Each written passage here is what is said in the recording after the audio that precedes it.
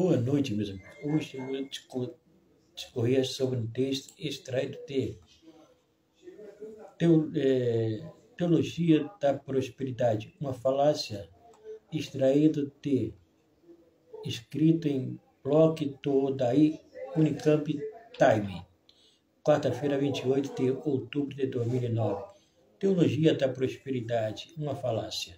Teologia da Prosperidade, uma falácia, por pastor Geraldo Nunes Filho, reitor da FNB, Faculdade Nazarena do Brasil. Foi desde a década de 40 que a teologia da prosperidade, TP, surgiu, mas na década de 70 foi que teve destaque esta teologia. Mas o que é a teologia da prosperidade? Segundo Maurício Mendonça, é um conjunto de princípios que afirmam que o cristão verdadeiro tem o direito de obter a felicidade integral e de exigi-la ainda durante a vida presente sobre a terra, bastando para isso que tenha confiança incondicional em Jesus. Seu desenvolvimento foi gradual desde a década de 1940. Vejamos. Esse William Kenyon, Nova York, Estados Unidos, em 1867, ex-pastor da Igreja Batista, Metodista e Pentecostal, influenciado por ideais de seitas cristãs metafísicas, desenvolveu estudos que, entre outras coisas, tratavam-se de poder da mente, a inexistência das doenças e o poder do pensamento positivo. Kenneth Reagan, Texas, Estados Unidos, 1918, discípulo de Kenyon, sofreu várias enfermidades e pobreza na juventude. Aos 16 anos, diz ter recebido uma revelação quando lia Marcos 11, versículo 23 a 24.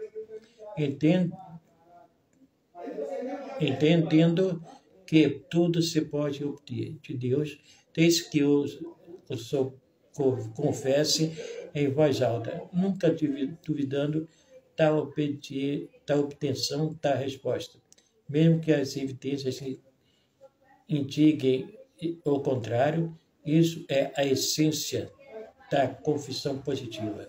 Foi pastor da Igreja Batista, da Assembleia de Deus, em seguida passou por várias igrejas pentecostais e finalmente fundou sua própria igreja aos 30 anos, fundando o Instituto Bíblico Rema. As ideias de Reagan que levaram ao estabelecimento da teologia da prosperidade podem ser divididas em 3 pontos principais. Primeiro, a autoridade espiritual.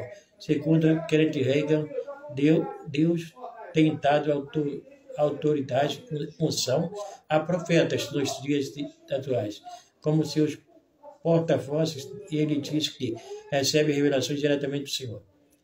Dou graças a Deus pela unção de profeta.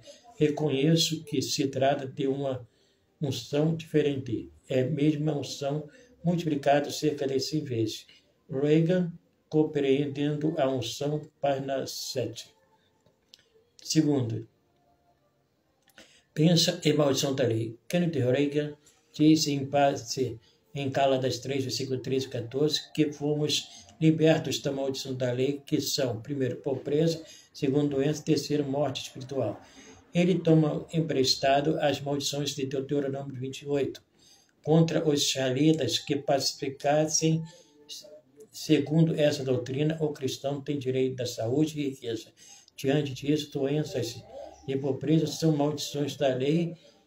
Eles ensinam que todo cristão deve esperar viver uma vida plena e pobreza plena, isenta de doença, e viver de 70 a 80 anos, sem dor ou sofrimento. Quem ficar doente é porque não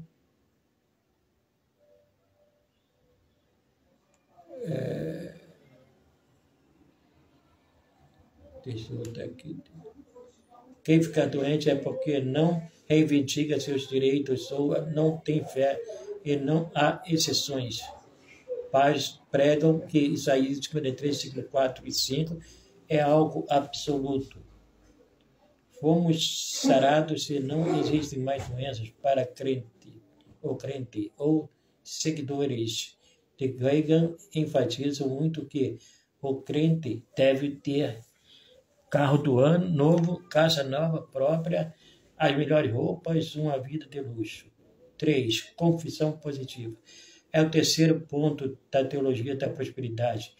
Ela está incluída na fórmula da fé, que Reagan diz ter recebido diretamente Jesus, que lhe apareceu e mandou escrever a primeira, de 1 a 4, a fórmula: se alguém deseja receber algo de Jesus, basta segui-la. A. Diga coisa, positiva ou negativamente, tudo depende do indivíduo. De acordo com o que o indivíduo quiser, ele receberá. Essa é a essência da confissão positiva. B. Faça coisa. Seus atos derrotam-no ou lhe dão vitória. De acordo com a unção, sua ação, você será impedido ou receberá. Letra C. Receba coisa. Compete a nós a conexão com o dínamo do céu. A fé é o pino da tomada, basta conectá-lo. Letra D. Conte a coisa, a fim de que outros também possam crer, para fazer a confissão positiva. O cristão deve usar as expressões exijo, decreto, declaro, determino, reivindico, em lugar de dizer peço, rogo, suplico, jamais dizer se for da tua vontade, pois isso destrói a fé. Número 1. A Teologia da Prosperidade. Maurício Mendonça, publicado no site http://www.espírito.org.br. Segundo, Renato Cavaleira, entrevista publicado no site http://noticiasgospelmais.com.br. É interessante notar que os adeptos do movimento teológico começam a fugir da apologética doutrinária. Por exemplo, o tão conhecido bispo Tentine Tayurti, hoje na Igreja Mundial do Poder de Deus, IMPD, afirmou em uma entrevista que essa doutrina é demoníaca. Ele disse: penso que os líderes evangélicos deveriam se unir e dar um basta nesses ensinos. A teologia da prosperidade bateu no fundo do poço e já deveria haver uma conscientização de muitos líderes acerca disso. Todos que optam por esse caminho ficam satisfeitos apenas em ir bem financeiramente, não ter sofrimento de nenhum tipo. Quer ficar independente achando que não precisam de mais nada.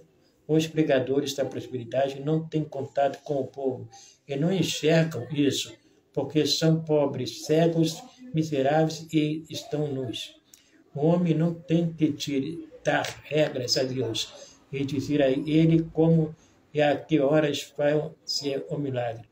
O bispo Tedini ainda diz que quem crê na teologia da prosperidade é como construir castelo na areia, ou fazer um gigante com pés de barro.